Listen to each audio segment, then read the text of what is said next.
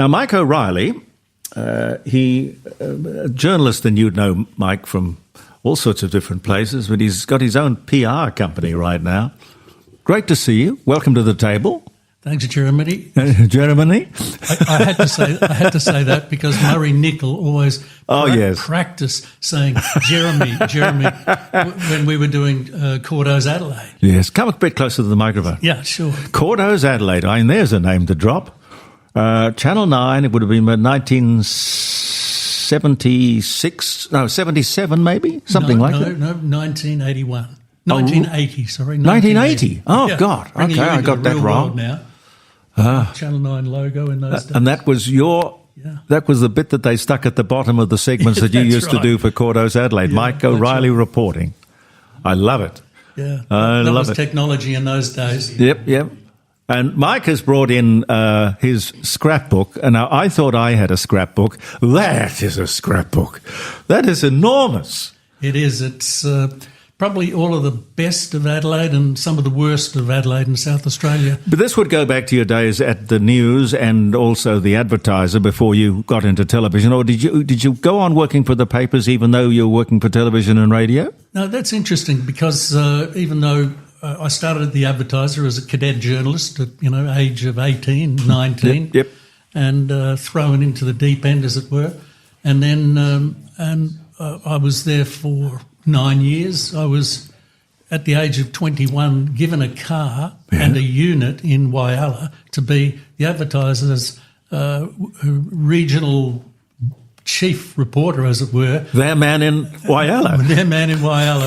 And my region was pretty much anything straight up to the top of the Northern Territory border and the West Coast. And how long were you there? I was there for a year, and then I actually went back a couple of years later when they had a person drop out. So you learn very quickly to make it on your own.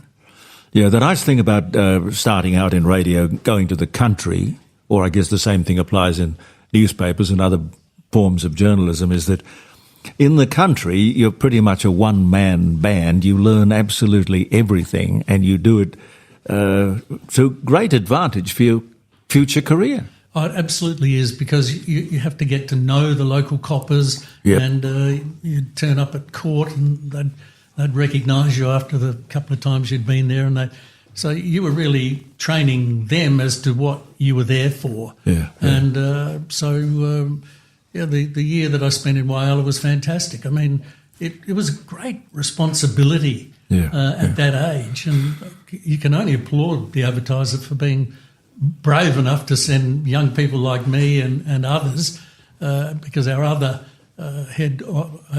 regional office was at Mount Gambier. Well, part of management must be learning and understanding how to pick talent and mentor people and provide the means for them to climb the slippery pole that this business unfortunately is. Come a bit closer, because that microphone's very directional. Right. And I think you've got to talk. I should know better than that, shouldn't I? Oh, no. I think you'd be expecting it to pick you up on the other side of the room.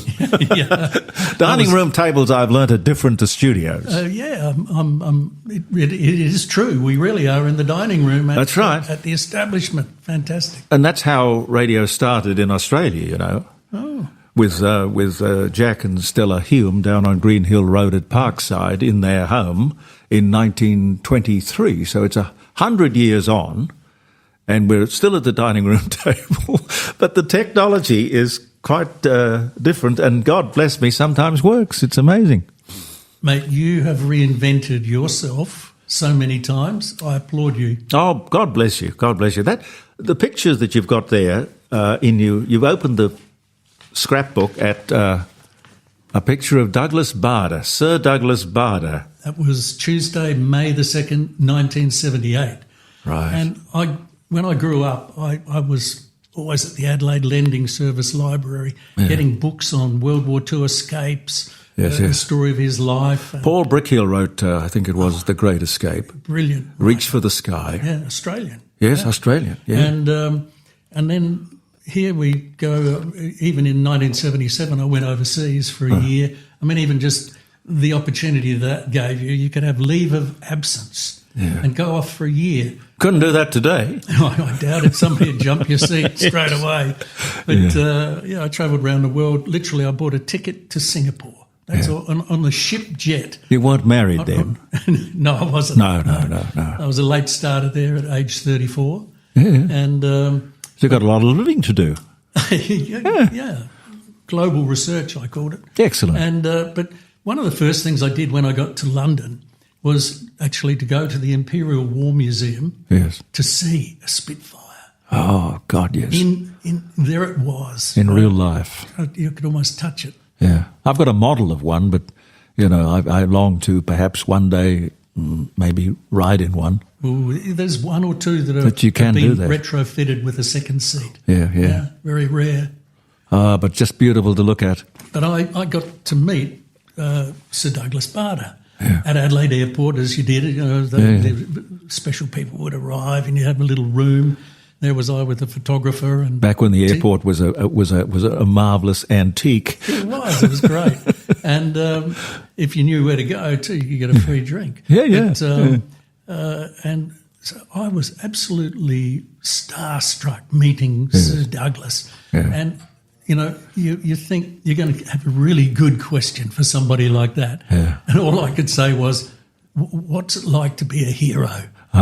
Well, what did he say? Do you remember? Well, he sort of was sitting down with his feet, strange sort of legs, those metal legs that he had. Yes. And he went back and he had his pipe and took his pipe out of his mouth and he said, the only war heroes are the dead ones. And so he was completely self-effacing. He was over here too to support the Crippled Children's Association to inspire kids. Yeah. But he was an inspirational man. It's a very good word to use with regard to Douglas Bader. Yeah, I can't remember. I think it was probably at 5DN. We had him on the show on the telephone. We didn't get him in the studio, but it was one of the. Because, I sort of hero worshipped him. It'd be like talking to Biggles, Correct. Yeah. Anyway, I was nervous as hell trying to sort of get myself ready to talk to the great Douglas Bader. And when he was talking to me anyway, he was irascible. Sorry, okay, what's your name? All right, Jeremy, what do you want? What do you want? What do you want? What do you want? What do you want to ask me? Come on, get on with it. Get on with it. Well, that's what he said here. He said, so I asked him the dumb question, what's it like to be a hero? And he says, quote, there are thousands of war heroes, old boy, and the only war heroes are the dead ones. There are no live heroes. Don't make any mistake, he said. And you were right. He was lecturing me. Oh, yes. And I was totally subservient. Yeah. And in those days, did I think of asking the photographer from the advertiser to get a picture of me and him together? Oh, you should have. I should have, but a selfie. Yeah, I know. Or, Sir Douglas, could you autograph my writing pad? But you're in complete awe. Oh, man. I know. Well, I think that's in the day when we were admirers of the people we interviewed. I mean, we didn't do, foot in the door sort of stuff. It was a completely different kind of world. And I can't help but believe a better world that we grew up in, learning the business of journalism as I don't think they teach it today, as I don't think they possibly even know it today. Yeah, well, look, I do have another story about being in London, and it came to mind the other day when I was listening to your program, and you were interviewing your son. Oh, yes, he came in, sat right where you are. I can't Shakespeare in 15 minutes. Shakespeare in 15 minutes. And golly, that was funny. And you said, are you nervous? And he said, well, you have to get over it a little bit. And you said, actually, some very famous actors had terrible problems with nerves. Stage fright, yeah. And stage fright. And I could do a Jeremy impersonation, but I better not. But it was like, well, there was Sir Laurence Olivier, for instance. Yeah. Before he'd go on, and I could hear Caroline in the background going, "Oh no! Don't tell him that! Don't tell him that!" and so you barged on and said, "Yes, Sir Laurence Olivier would throw up. He would throw up with the nerves and terrifying. And Caroline's going, "Oh no! Now Jeremy." you've done it.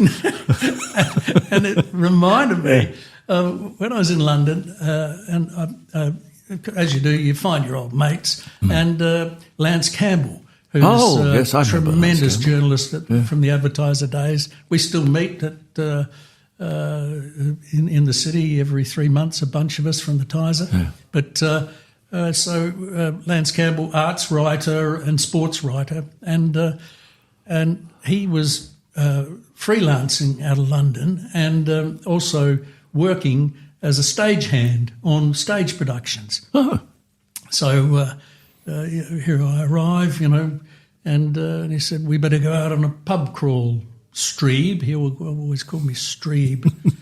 Why did he call you Streeb? He called me Streeb. I said to him, "Why do you call me Streeb?" He said, "Well, I consider your view in life as being as equally hopeless as that of Sir Arthur Streeb Greebley, who attempted for his lifelong career to teach ravens to fly underwater." But that's not a wonderful name. Streeb Greebley. Streeb, yeah. Look, I think he made it up, of course, but I was Streeb, and to this very day, when we meet in the city, it's Streeb, how are you? So he's still going? Oh, yeah. Oh, excellent, excellent. And Lance said, we'll go on a royal pub crawl in London. So we went pub crawling from place to place. And a lot of people knew him, and he was one of those sort of characters. And by 11 o'clock at night, I think it was, the taxis weren't operating, or the tube was no longer going in that direction to his place that he rented. So he says, "I have the key, Streeb." He's got the key to the stage door of the Old Vic. Huh. And how did he get that? By being a stagehand. Oh, I see. Right. So he was doing some work at the Old Vic, home of, Sir Laurence Olivier. And all the rest of them. So we go in there, it's like a church almost, And he said, "We'll find a comfortable spot. We'll just crash here." So we go into the costume room, and he said, "Just pull down a few things here, and we'll sleep on the floor, and then we'll get out early tomorrow morning so we're not caught." And he said, "Here's something ideal for you, old boy," And this is Larry Olivier's Hamlet suit. And it's with wool, Yes. So that's my claim to fame. He said, "You're sleeping on Sir Larry's clothes from the Old Vic." Yeah. So I hope your son is doing well without that horror story. What I love about you is the wonderful stories that you can tell, because you're living. These are memories, but you are living a most interesting life, and you can talk about it. You haven't written a book that I'm aware of. No, but my son says that often. "Dad, you should write a book." Of course you should write a book. What I have started doing is the brilliance now of what's in your telephone. Yeah. So in the Apple, in this case, you've got an app where you can take notes, and but then it's got a little microphone down the bottom, and if you press that...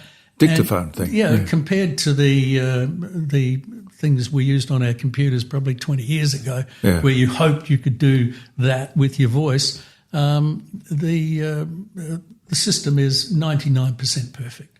So I'll just sit there with a glass of red in my hand. Would you like a glass of red, by the way? What time is it in London? Oh, look, it's getting on for 11, so of course it is. It's well and truly. After midday on a Friday. All right. And so I have been speaking into it, and that's a really easy thing to do, because, at the keyboard, I'm not a touch typist, but I can type at about 160 words per minute. Well, that's pretty fast. We had to get that way. Yeah. Imagine that when you did your cadetship in journalism, they didn't teach you to type.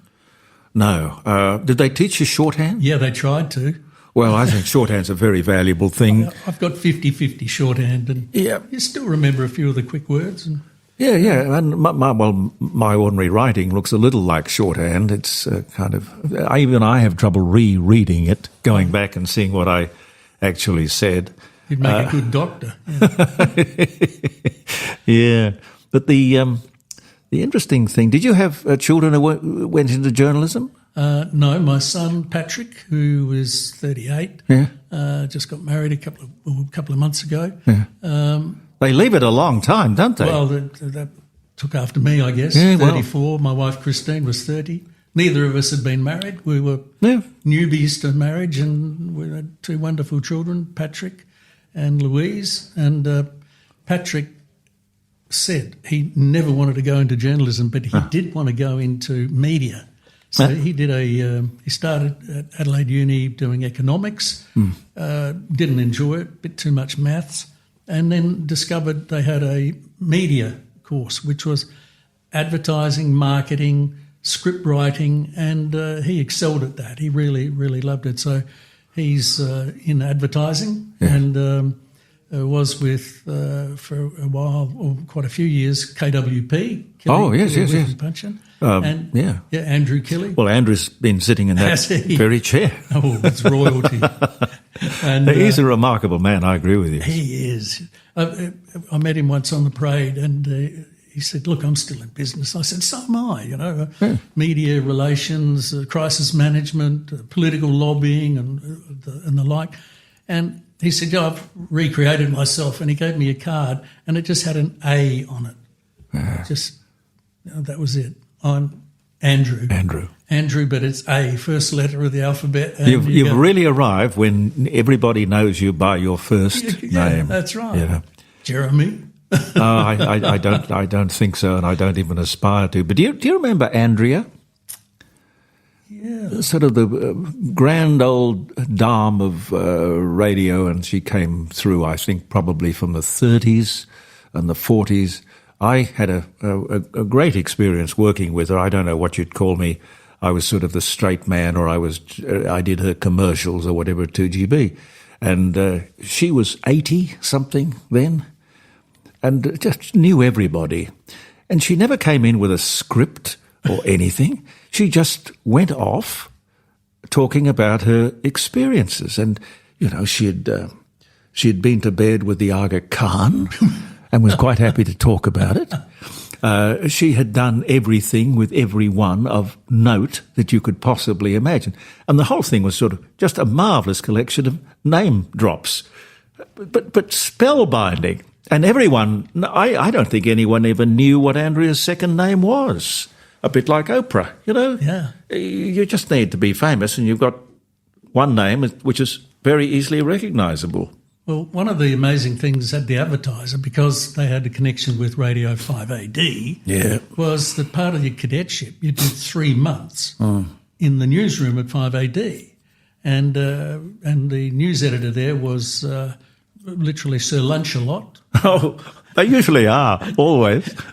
Len James. Oh, Len James, yes. So here you were, there's one other journo there and yourself, and Len would go, have to go and have a meeting, and it's 1 minute to midday, and off he'd go. So you'd just be taking over the newsroom, and you're a kid, for God's sake. You're good way to learn. 19 years old, so you're writing scripts for the on-air, guys that were doing the news, reading the news, and next thing you're meeting Bob Francis, and how old would he have been then? Because he'd have been really in his prime, wouldn't he? Oh, very much. It was before he was station manager. Yes. And he always used to have J&B, I think it was. He was literally sponsored by the whiskey J&B. Oh, he knew how to work the room. Oh. Well, I think they call them woofters in those days. Oh, yes, he loves woofers. But people loved him for it. No, I never heard any criticism of his woofers. At the end of the day, there'd be a dozen people in his office. And this was later when he became... I mean, where was the Broadcasting Control Board or whatever? I don't think there was one, but nobody sort of came in and said, cash for comment, or he'd say... You're talking about my woofers. Get the hell out of here. He would have all the sponsors come in and I've got no idea who this is. Maybe it's... Hello? Hello? Hello? It's probably a lawyer checking in. Or it's the broadcasting control board. Oh, dear. Tell us the truth know. now. Yeah. Why doesn't that talk to me? That's not on mute, is it? No, that's not on mute. The one problem I have with this program is the telephone, and I'm going to try and find a solution, because apparently a lot of switchboards these days are not really switchboards. They're all internet-based. Mm-hmm. And you basically tell the guy what sort of a telephone system you want or you need, and they come up with a solution. Well, what I need is a capacity to sort of have a guest and a call coming in and 2 or 3 stacked. Can't be too hard. Can't be too hard to organise. I could be AI for all we know. But I remember those in the newsroom. The night before on a Saturday night, you'd do all the Sunday shifts and whatever, the early morning. Yes. And you'd get the night watchman to let you in at sort of 2 a.m. after you've been out to a party and sleep on the floor of the newsroom. Yeah. And wake up and bright as a spark, and off you'd go for the next day. And as a 19-year-old, you're driving around in the 5AD news car. Oh, and that's a buzz. With the logo. It was a Cortina, a logo on the roof. And you're just going, I hope somebody sees me today, and I can wave to them or something. But, The newsroom, the whole news thing was funny. 5DN used to pride itself on being, the news station. First with the news. Yeah. First with the news talk, all that sort of stuff. And I think we probably at one time had maybe 15, perhaps even 20 journalists. Wow. Yeah.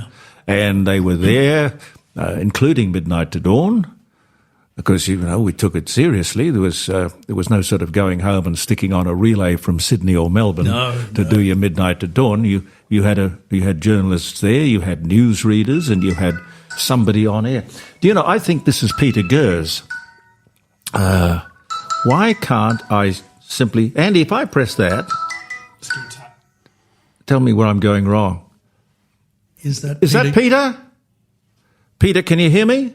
No, this is John. Oh, it's John. I'm sorry. Because Peter Gers' name came up. Yeah. unless you're pulling a Swifty.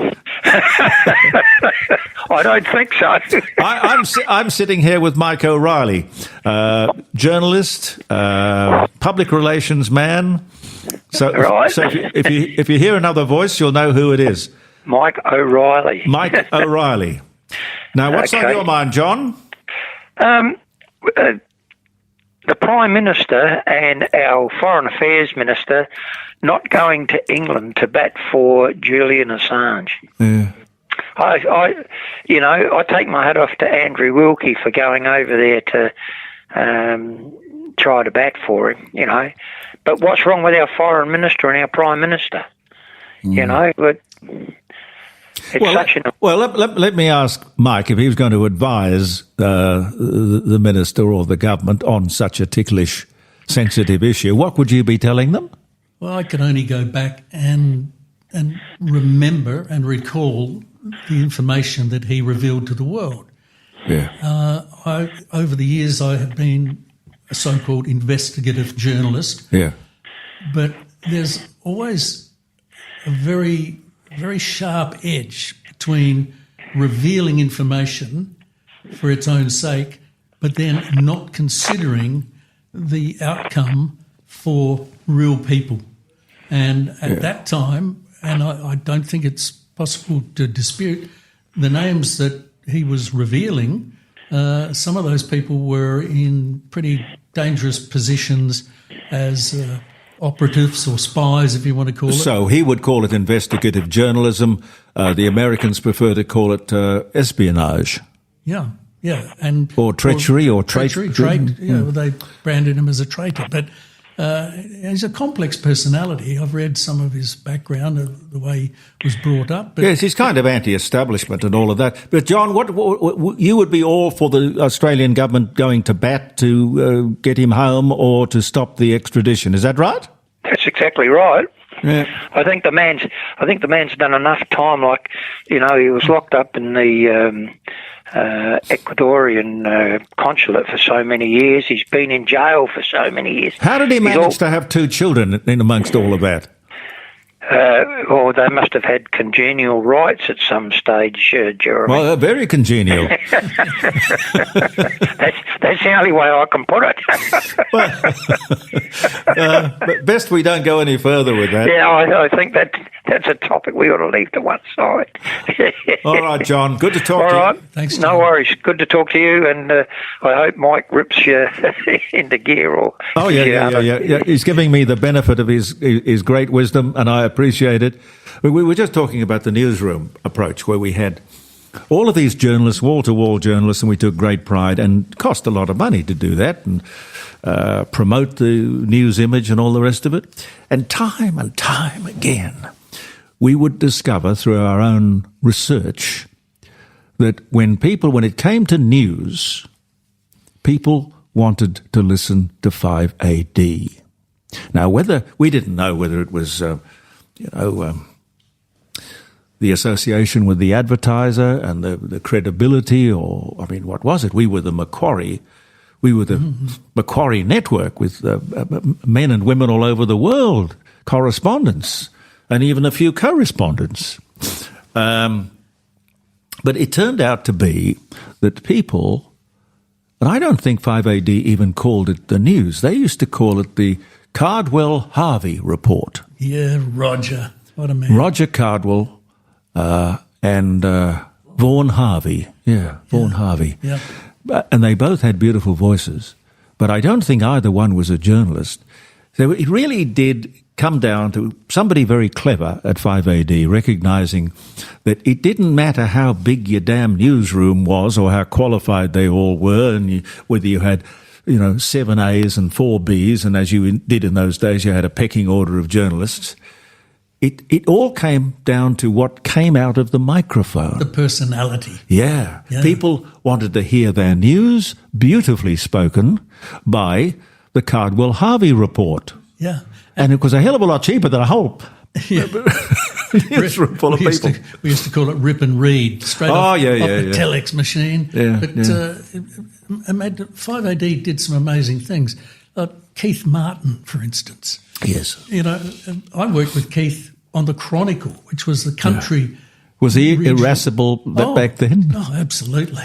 He thought he owned the place. Yeah. But, and then to put him together with Jeff Sunderland. Oh, yes. And Sundo, oh my God, he ripped up the book when it came to breaking the rules. Well, you couldn't, he worked for me for quite a bit of time there. Right. And you couldn't, but a wonderful employee in the sense that you didn't have to watch over him or, in fact, tell him anything. He knew everything. He delivered the goods, rating survey after rating survey after rating survey. If it ain't broke, don't fix it. Just leave the guy alone. And eventually, when I sold the company, they would never leave him alone. And eventually they didn't renew his contract or something, which to me was a terrible mistake. But no, I agree with you. He was one of the great characters of radio. Oh, it was, again, coming back to a young person being exposed to all of these enormous personalities, and it was exciting times. Yeah, they were larger than life, and in Jeff's case, it really, truly larger than life. Yeah, he liked his food. He did indeed. At that period in the early 70s, I came back to Adelaide in 74 from Whyalla, and I'd always been big on crime stories and wanting to get involved, and so I became sort of they put me towards police reporting. Yeah, well, police rounds or whatever they called it. Yeah. And that was that commitment in those days that you would actually give a journalist a round that you really worked. So you got to know the police. You were actually almost became engaged with the police. So it comes back to, I guess, what I was saying to John, that if you know as much as the police know, there will be times when the police will say, that little bit of information that you got because you were with the police up in the CIB, radio room or something, or drinking with them after hours at the police club, that information you got, we don't want it to be revealed. And you knew how the system worked, and you wouldn't reveal it. No, you would keep that confidence, but you'd say, I want to be the first one to be told when you grab that crook. Yeah. And so you'd get a call and you'd go with the photographer off in the middle of the night, and you're there when people are being arrested. And but it was it also meant during some of the worst cases, like the Truro murders. Oh God, yes, that you were actually there with the police when they were digging in the ground looking for bodies, and so you know. That was we sort of were developing this reputation as being the crazy crime capital of the country, or the weird, because the crimes were, bodies in barrels and the Truro mass killings, and of course there was the family. The family, I was very deeply involved in the family murders. Yeah. In fact, one of the parents of Alan Barnes, Judy Barnes, she was very involved in victims of crime services. Yes. And through Bob Whitington, who was a police reporter before me and a World War II prisoner of war, in fact, the knowledge that a guy like he would pass on to people like me was fantastic. But also, you took over his contacts. Because they trusted you, because Bob had said, Mike's okay. You can trust him. I got very involved with victims of crime, and which then became victim support services. And one of the things that I provided to victim support services and Vox was when somebody had this terrible crime perpetrated on their husband, their wife, or their children, these people, this is a completely new world to them. They were going to have to deal with media. They were going to be exposed to a lot of drama, and it was suggested that I could perhaps help some of these people out with some media skills training. And so I put my notes together, and then I'd get a call saying, so-and-so, there's been a shocking murder. Victim Support Services is helping them out. And so I would go out, even this was up until sort of 5 years ago, and sit with the people in terrible circumstances. But I'd been there before, they hadn't. And so I could give them some advice on not giving their whole heart and their soul in the first 5 minutes. Just keep something back. Be careful if they've got other children, how it's going to affect them. So, I like to think that over the years that I didn't become completely jaded and brutalised by the things that I saw and experienced. So doing that victim support work has been a really wonderful thing for me, and it's great to help them. No, I totally agree. I think the whole crisis management and media, imparting media knowledge to people who can otherwise inadvertently do themselves or their cause a great deal of harm, I think that's very valuable. The trick to walking on water, as a friend of mine used to say, the trick to walking on water is knowing where the stones are. So if you know where the stones are, people look at it and think, "Oh, that's a miracle." No, it's not. Just knew where the stones are. But going back to the Truro murders, one of them was a guy called Worrell, as I remember. Yeah, what was Christopher Worrell. Christopher Worrell and what was the name of the other one? William James. William James. I think, wasn't it James? William James. His name in my phone here. The reason I bring it up is that I had my involvement would be that of an observer, and of course it was in the news, and it was just a terrible series of crimes. But they had in the in Yatala Labour Prison. They don't have it now, I don't believe, but they had a red telephone in the exercise yard, and the prisoners were able to make phone calls. And there I was, sitting there one morning saying, give me a call. I can't remember the number. Oh, Tony, no. Can you remember the 5DN number? 267 00, what was it? My name is Jeff Medwell. The number is 8267 1486. 1486. Oh, he's got a mind like a steel trap. You know, It's amazing. just mention of that name, Jeff Medwell, my dear Aunt Vera Scheid. I remember once she met you. She was with us at a Grand Prix event. Oh, yeah, it was yeah, held yeah. at the railway station. It was a big night, and we're all sipping on champagne. And you walked into frame and said, "Hello, Mike. How are you?" And Auntie Vera went, "Oh my God, it's Jeremy." And she said to you, "I go to bed with Jeff Medwell and I wake up with Jeremy Cordeaux." No, I had to work out which one was getting the better deal, Jeff or me. It's a 5DN song. Do you want to hear this? It's a 5DN We're song. searching for sunshine. I remember that.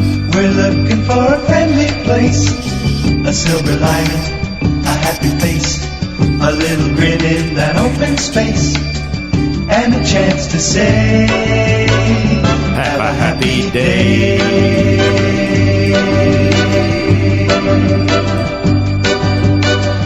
We're looking for people, the kind who will invite us in, to give a cheer for a home team win, and share a laugh with the kith and kin, and find time to say, have a happy day.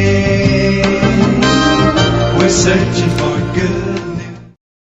Good song, good memories. Mike O'Reilly is my special guest.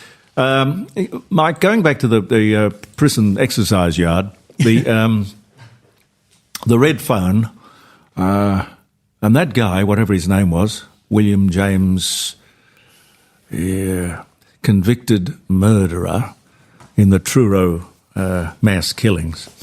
Anyway, I think Paul Flanagan was my producer at the time, and Paul said, listen, just take that call as a cold call, and but tread very, very carefully. James William Miller. James William Miller, that's it, absolutely right. And Paul said, just tread very carefully, because I don't know if he is who he says he is, but just keep your finger on the panic button. Anyway, he started to explain that he wasn't a mass murderer, and that all he did was just help to bury the bodies. That's all he did. He dug the holes.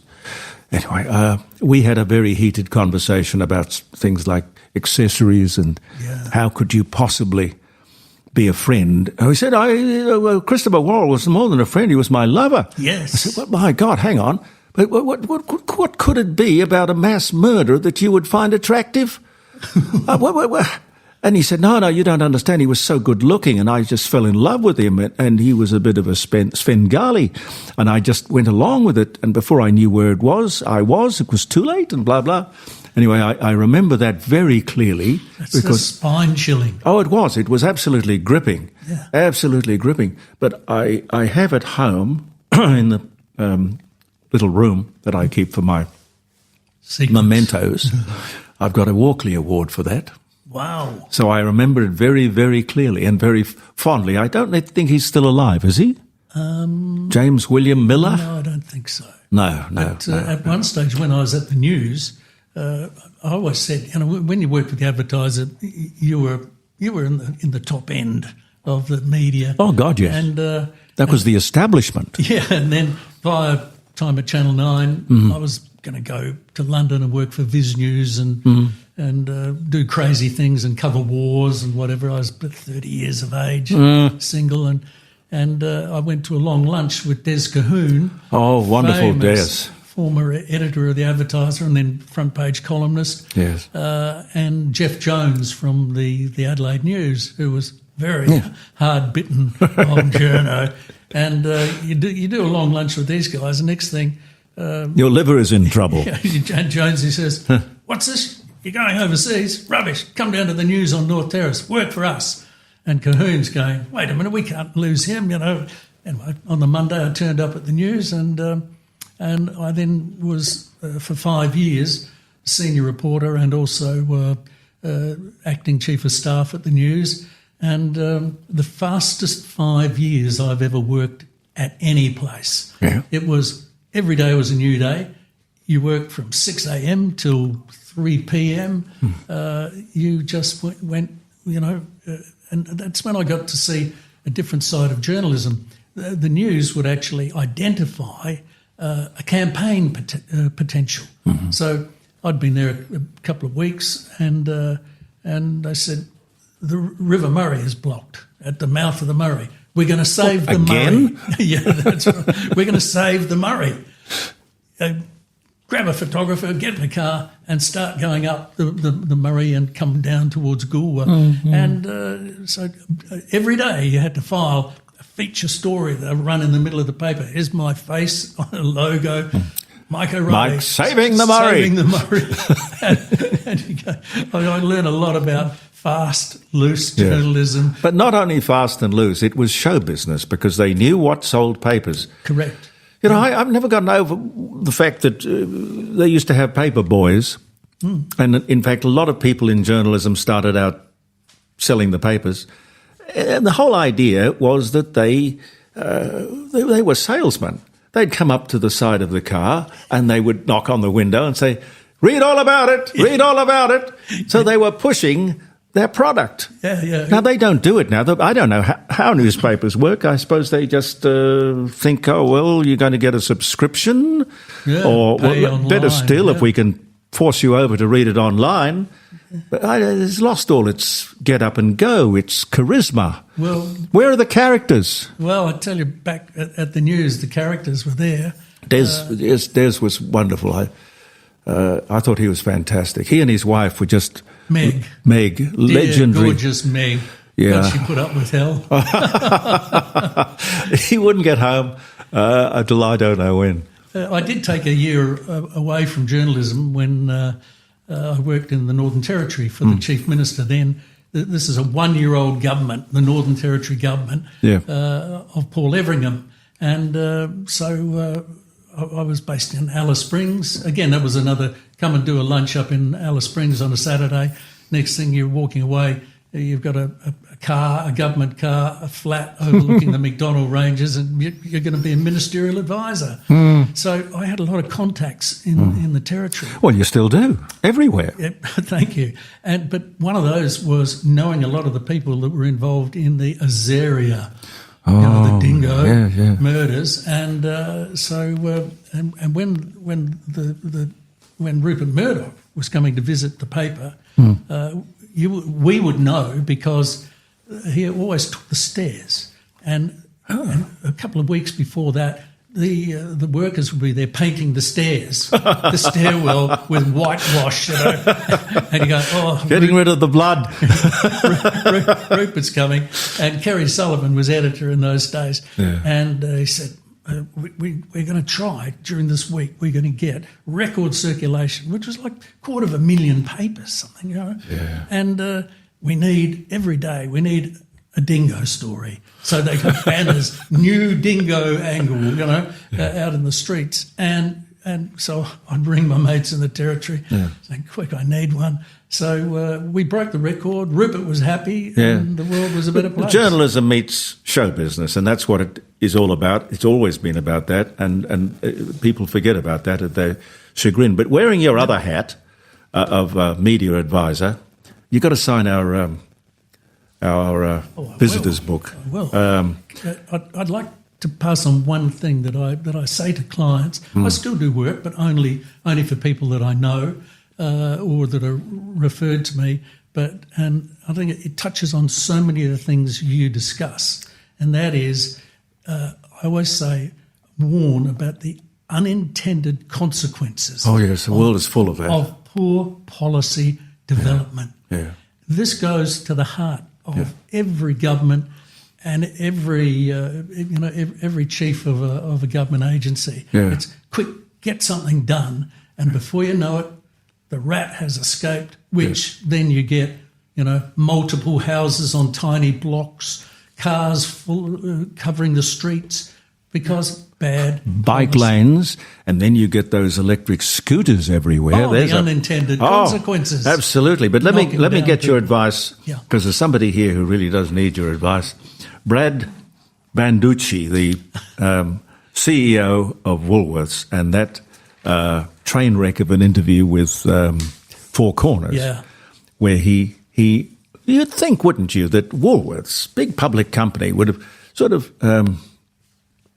afforded crisis management or media training for him. For him to sit there, knowing he was going to appear on this national program of some importance. Yeah, dangerous. Dangerous. And you say to that journalist, oh, look, I didn't mean to say that about the retired head of the ACCC. Can we stop this and cut that bit out? No, that's the bit you're going to make into the promo. That's not going to go anywhere. It has happened so many times, and if you can't answer the question, don't even try. Yes. And apologise. Or answer it with another question. No, I just don't understand that. I mean, he's going to walk away with 28 or 24 billion or something, $24 million or something. But you would have said to him, what? Yeah. What would you have advised him to do? Not do the interview? Probably. There are times when if you're going to lose, then don't. What is there to gain? Yeah. Don't go in the door. Yeah. I felt like that coming here today. You're kidding. No. Oh God! I would love to do a program with you. And I mean, we're gathering together a wonderful collection of. What are you winding me up for, Caroline? Hey, I'll give you one thing. When I left the news, I was actually offered a job as PR manager at SA Brewing Company. Oh, what a job! That's a top PR job in town. Yeah. And, I used to love getting on the radio late at night when Bob was doing late shows and whatever. And I'd ring, if I could hear the program getting a bit flat, I'd ring the producer and go, it's Mike O'Reilly from the brewery here. Would you like me to get on and talk about the Clydesdales? Yes. Because I was responsible for the Clydesdale team. The marketing manager... It was a great marketing tool, those horses. The marketing manager was responsible for the West End Girls. Yeah. The PR manager was responsible for one of you got the horses and the other one got the girls. Right. But I could fill 10 minutes, 20 minutes, as soon as you spoke about the Clydesdales and told a story that when they went through the city, that they could see the stoplights on cars. So they would stop automatically. Yeah. So next thing, the producer said, right, we don't need to talk to you anymore. We're full of calls. Off they go. And then, did I tell you about the time I knew a Clydesdale? No, magic. That's the magic of the business. Radio is just, it is instant. And when you do have a crisis going, radio is the one that can fix it quickly. And you don't have to worry about the damn pictures. Yeah. Most important. You have to come back, Mike. Oh, look, I'd love to. I would love you to. Yeah, because what we're going to do, and she's winding me up again, what we're going to do, because this is jeremycordeaux.com, which sort of makes it a bit narrow.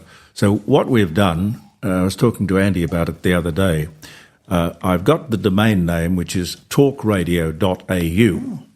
So I think as we grow this thing, as I said from day one, I don't know where it's going to go.